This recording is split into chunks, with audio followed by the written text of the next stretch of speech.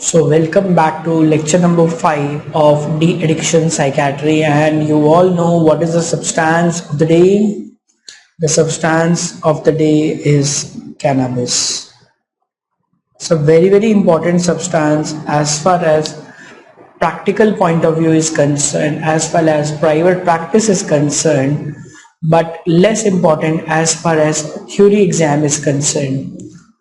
Because in theory exam there are less likely the question is being asked on cannabis, but in practical exam and in viva, if you get a case of cannabis related psychotic disorder or cannabis induced psychosis, then your viva may go in and around cannabis. Moreover, in private practice, I hope all of you know that tobacco, alcohol and cannabis is included under gateway substance. Tobacco, alcohol and cannabis are included in gateway substance. You know, some people include volatile solvents also in gateway substance, but cannabis certainly as per DSM is a gateway substance. So you start your journey of addiction with cannabis, and people are more likely to take cannabis as amusement, as a first substance, as compared to alcohol. So in this chapter I am going to cover under, I always give you an outline of the chapter, the basic considerations,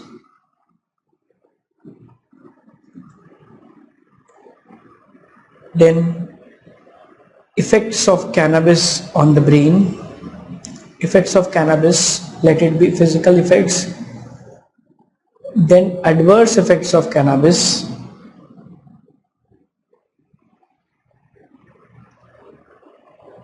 then I will talk about cannabis intoxication,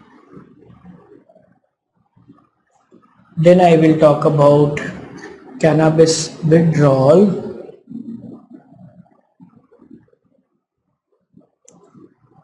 then I will talk about cannabis induced mental disorder,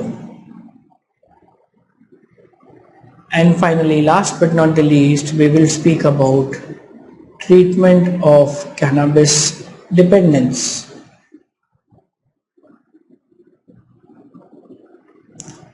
In this, the theory question comes on cannabis intox and cannabis withdrawal. The viva or the case is cannabis induced mental disorders. Have you seen a patient of cannabis induced psychosis? Have you seen a patient of cannabis induced psychosis? I have seen during my residency, post residency in private practice in Delhi, I've just seen maybe 5 to 7 cases. But during residency in my 3 years of MD training in Guwahati Medical College, I saw patients of cannabis induced psychosis.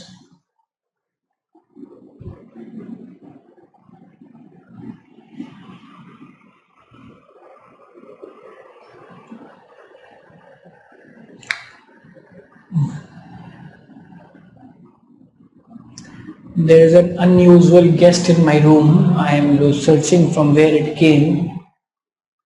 It's a kind of an insect. Okay, fine. I think it has come to attend the lecture. Fine. Okay, so have you seen the case of cannabis induced psychosis? Yes. It is an exam question, cannabis induced psychosis.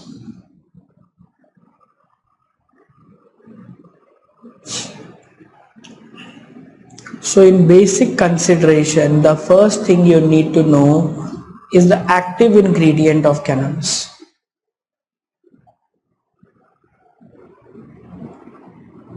We all know that the active ingredient is delta 9 tetrahydro cannabinol.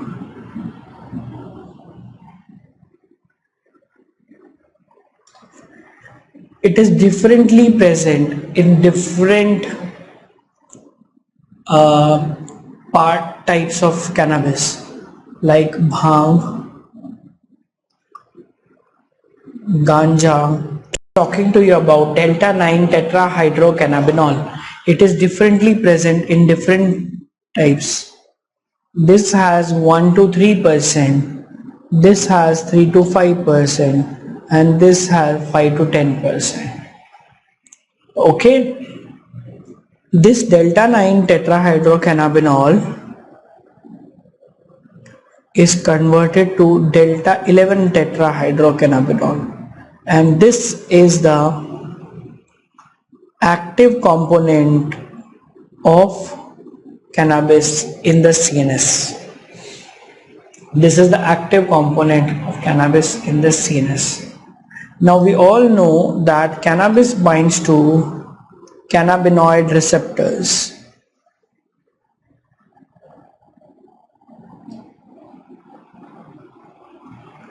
Cannabis binds to cannabinoid receptors.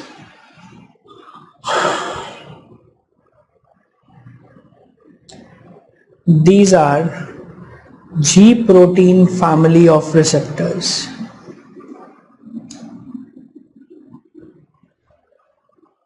That are linked to inhibitory G protein, which we call as GI, linked to inhibitory G protein known as GI. These receptors are present in high concentration in basal ganglia, hippocampus, and cerebellum. They are present in low concentration in cerebral cortex. And cannabinoid receptors are absent in brain stem. That's why cannabis as a substance has limited effects on cardiovascular and respiratory functions that are controlled by brainstem. So it has no effect on the apneustic center, pneumotaxic center. This is an MCQ for you. For those who are preparing for DM in de-addiction, this can be an MCQ that cannabinoid receptors are absent in brainstem. That's why cannabis has minimal effects on respiratory and cardiovascular vital functions. As far as the concept of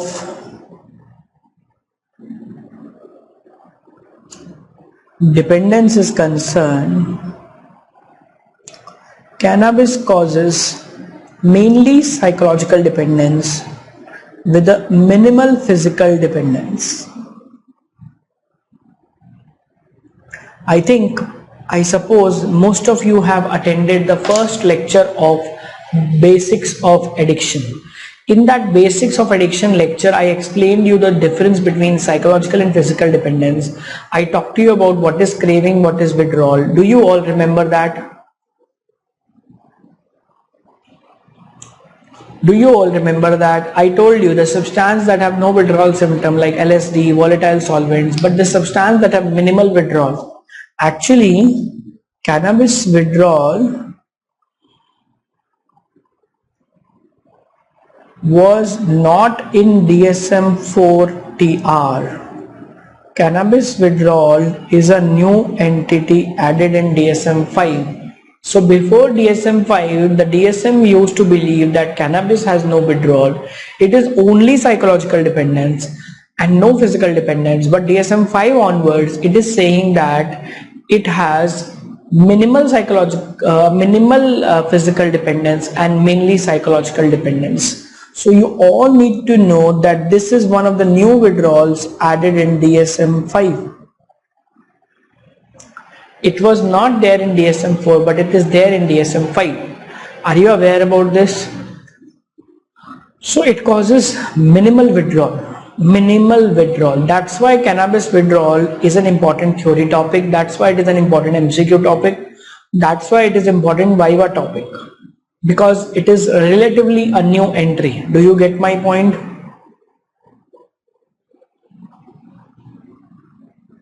The most common method of taking cannabis is smoked cannabis.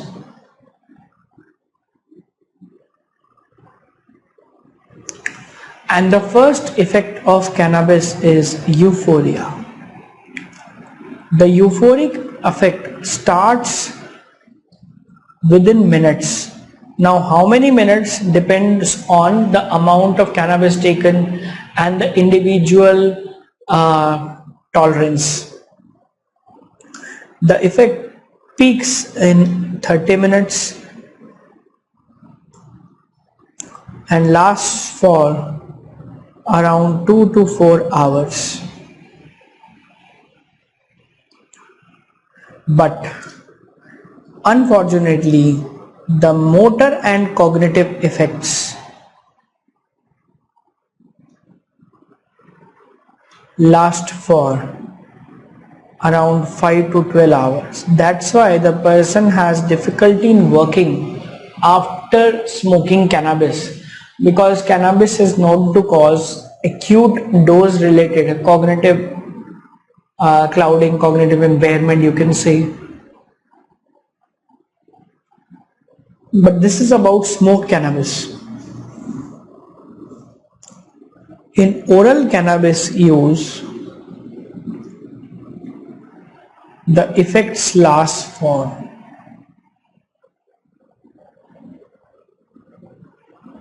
48 to 72 hours. All this data I am quoting, the reference is Kaplan-Sadok. So that if somebody asks you, I also thought that the smoked cannabis effect might last longer, but the oral cannabis effect lasts longer.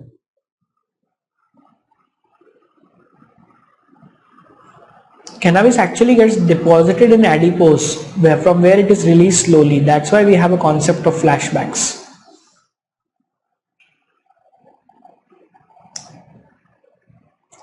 Copied up to this, followed up to this. These are the basic considerations. Okay, so if you get any question related to cannabis, you are supposed to mark this basic consideration. Then the second heading which we have planned after basic consideration is effects of cannabis.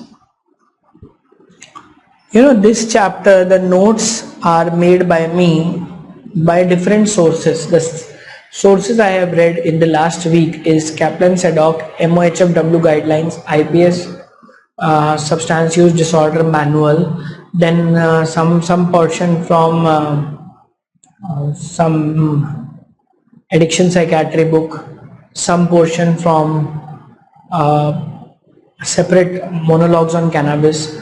But overall, I have inculcated some points. I believe for exams you are supposed to know the effects of cannabis can be divided into subjective effects, that is experienced by the patient, and physical effects on the body. The physical effects can be divided into acute physical effects and long-term physical effects. If you write like this, it is more impressive.